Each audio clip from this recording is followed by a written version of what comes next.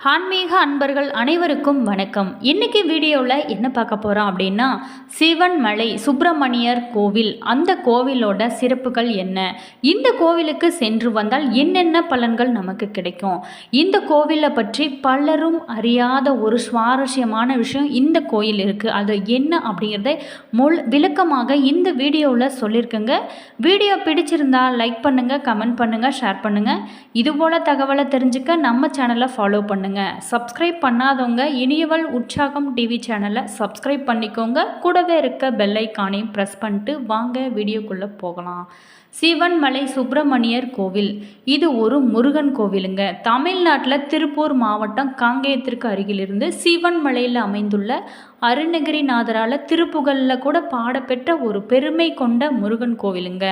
இங்கு மூலவராக சுப்பிரமணியர் வள்ளியுடன் ஒரே கருவறையில் திருமண கோலத்தில் எழுந்தருளிக்கிறது இந்த கோவிலோட இன்னும் சிறப்பு வாய்ந்ததாக சொல்லப்படுது. பாட்டாளி அப்படிங்கிற கிராமமே சிவன்மலை அமைந்துள்ள ஒரு பகுதியாக சொல்லப்படுதுங்க.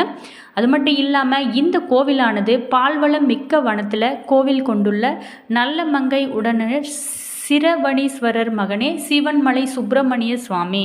மலைச்சாரல்ல திணைப்புணம் காத்து கொண்டிருந்த வள்ளியம்மை காதல் மனம் புரிந்து இங்கு முருகன் குடியேறியதாகவும், சிவன் திரிபுரத்தை அழிக்க மேருமலையை வில்லாக பயன்படுத்திய போது அதிலிருந்து ஒரு சிறு பகுதியே சிவன்மலை என சொல்லப்படுகிறது. பார்வதி மற்றும் அகத்தியர் சிவனை நோக்கி தவம் செய்த தலம் அப்படின்னும், வள்ளிமலைக்கு சென்று வள்ளியை மனம் முடித்த முருகன் வள்ளியுடன் இங்கு திரும்பி வந்து குடிகொண்டதாகவும் தல வரலாறு சொல்லப்படுகிறது. அதனால தான் இந்த தலத்தில் முருகன் வந்து சுப்பிரமணியராக வள்ளியுடன் காட்சி தருகிறார்னு சொல்லப்படுது. அதே மாதிரி சிவன்மலை கோவில் சிறப்புகளில் பிரசித்தி பெற்றது தான் ஆண்டவன் உத்தரவு பெட்டியாகுங்க. மனிதர்களுக்கு ஏற்படும் இன்னல்கள் மகிழ்ச்சிகளை முன்னதாகவே உணர்த்ததுனால மூலவருக்கு காரணமூர்த்தி அப்படிங்கிற பெயர் கூட வந்ததாக சொல்லப்படுது. சிவன்மலை ஆண்டவர் பக்தரோட கனவுல வந்து தனக்கு இன்ன பொருளை வைத்து பூஜை செய்யுமாறு சொல்லுவார். அதன்படியே சுவாமியிடம் உத்தரவு கேட்டுட்டு உத்தரவானதும் உத்தரவு பொருள் ஆண்டவர் உத்தரவு பெட்டியில் வைக்கப்படுங்க. அதே மாதிரி இன்னொரு பக்தரோட கனவுல வந்து அடுத்த பொருளை சுட்டி காட்டும் வரைக்குமே பழைய பொருளை அந்த கண்ணாடி பெட்டிக்குள்ள பக்தர்களோட பார்வைக்காக வைக்கப்பட்டிருக்கும். அதுதான் இந்த கோவிலோட சிறப்பாகவும் சொல்லப்படுதுங்க. அதே மாதிரி இந்த கோவிலுக்கு பிரார்த்தனை செய்கிறவங்களுக்கு திருமண தடை, குழந்தை பாக்கியம், தொழிலில் மேன்மை, நோய் பாதிப்பு என அத்தனை பிரச்சனைகளுக்குமே தீர்வு கிடைக்குன்னு சொல்லப்படுதுங்க. அற்புத மலையாக விளங்குது. வக்கிர சன்னதியை 9 முறை சுற்றி வந்து வழிபட்டு வந்தால் எத்தனை பிரச்சனைகள் இருந்தாலும் கூட அதிலிருந்து விடுபடலாங்க. சனி பகவான் தனி சன்னதியிலும் எழுந்தருளிருக்காரு. மலை மேலே சுரலோக நாயகி சமேத ஜீரஸ்லேஸ்வரர் எழுந்திருக்கிறாருங்க.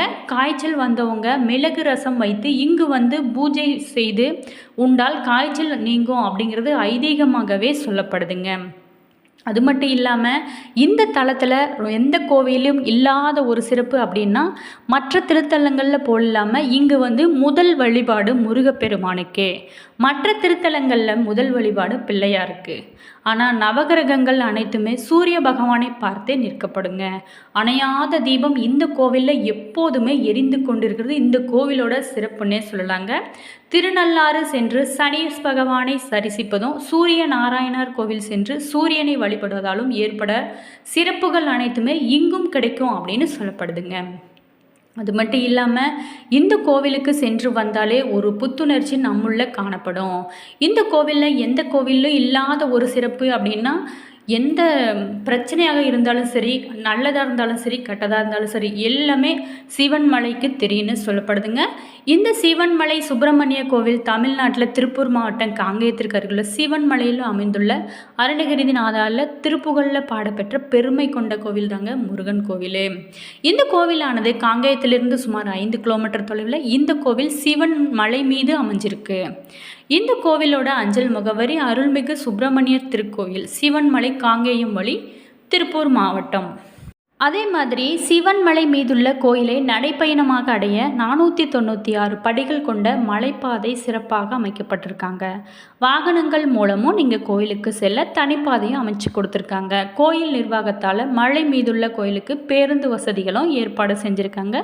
சிவவாக்கியம் அப்படிங்கிற நூலை இயற்றிய சிவவாக்கியர் சித்தர் சிவன்மலையில் தங்கி தன்னோட விருப்ப தெய்வமான முருகப்பெருமானுக்கு திருக்கோயில் எழுப்பி வழிபட்டார். அதனால் அவரே அப்படி பண்ணினதுனால அவரோட பெயரிலேயே மலையானது சிவன் மலை என சிறப்பாக வழங்கப்பட்டது. மலைப்படியில் நடந்து செல்லும்போது பக்தர்கள் ஓய்வெடுக்க பல கற்பந்தல்கள் அமைக்கப்பட்டிருக்காங்க. இந்த கோவிலில் பூஜையானது முதல் கால பூஜை காலை 6 மணிக்கு, காலசந்தி மதியம் 9 மணிக்கு, உச்சிக்கால பூஜை மதியம் 12 மணிக்கு, சாயரட்சை மாலை 6 மணிக்கு, அர்த்தசாம பூஜையானது இரவு 8 மணிக்கு சிறப்பாக இந்த கோவிலில் நடைபெறுங்க. இந்த பூஜையில் கலந்து கொள்றதுனால உங்களுடைய வாழ்க்கை மேலும் சிறப்பாக அமையுன்னு சொல்லப்படுதுங்க. அது மட்டும் இல்லாமல் இந்த கோயிலுக்கு சென்று வந்தாலே உங்களுக்கு புத்துணர்ச்சி ஏற்படுங்க. இந்த கோவிலானது அருணகிரிநாதால திருப்புகழில் பாடல் பெற்ற ஒரு தலமாக சொல்லப்படுதுங்க. 14 சித்தர்களில் ஒருவரான சிவவாக்கியர் இந்த மலையில் தங்கியிருந்து முருகப்பெருமானுக்கு கோயில் எழுப்பி வழிபட்டார். இதனால் அவரோட நினைவாகவே இருக்கட்டும் அப்படின்னு சொல்லிட்டு இந்த கோயிலுக்கு சிவன் மலை என பெயர் வந்ததாகவும் சொல்லப்படுதுங்க.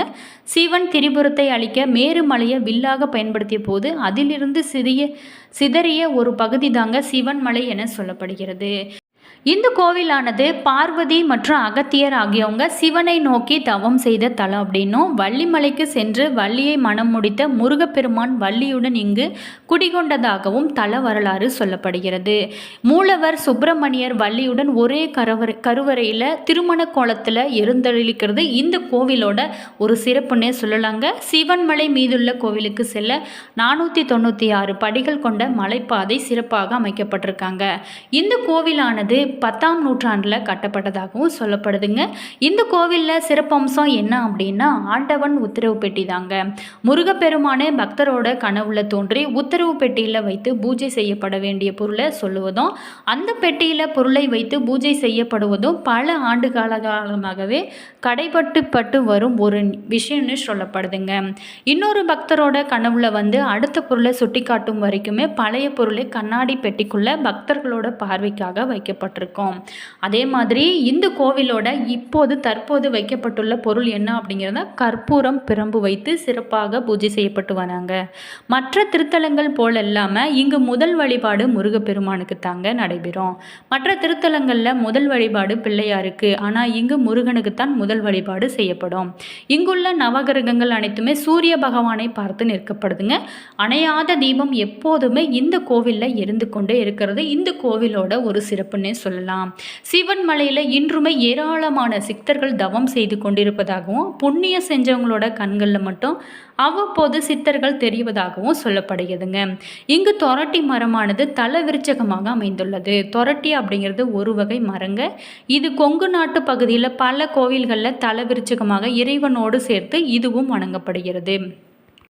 இந்த கோவிலில் எந்த கோவிலுமே இல்லாத ஒரு சிறப்பு இருக்குங்க. அது என்ன? இந்த தலத்தோட முருகரோட பக்தையான ஒரு பெண் காசி சென்று நீராட ஆசைப்பட்டாங்க. இதனால் காசி செல்ல வசதி இல்லாததுனால மனம் வருந்த தன்னோட பக்தைக்காக முருகப்பெருமானே காசி தீர்த்தத்தை இந்த தலத்திற்கே வர வைத்தார் அப்படின்னு பெருமையாக சொல்லப்படுதுங்க. சிவன்மலை சிறப்பு மலையை சுற்றிலும் அட்டத்துர்க்கை இருப்பதாகவும் சொல்லப்படுதுங்க.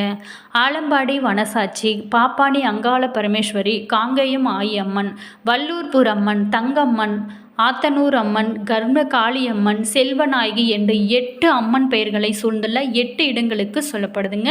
மற்ற திருத்தலங்கள் போல் இல்லாமல் இங்கு முதல் வழிபாடு முருகப்பெருமானுக்கு தாங்க. மற்ற திருத்தலங்களில் விநாயக பெருமானுக்கு முதல் வழிபாடு செய்யப்படும். நவகிரகங்கள் அனைத்துமே சூரிய பகவானை பார்த்து நிற்கிறது இந்த கோவிலோட இன்னொரு சிறப்புன்னே சொல்லலாங்க.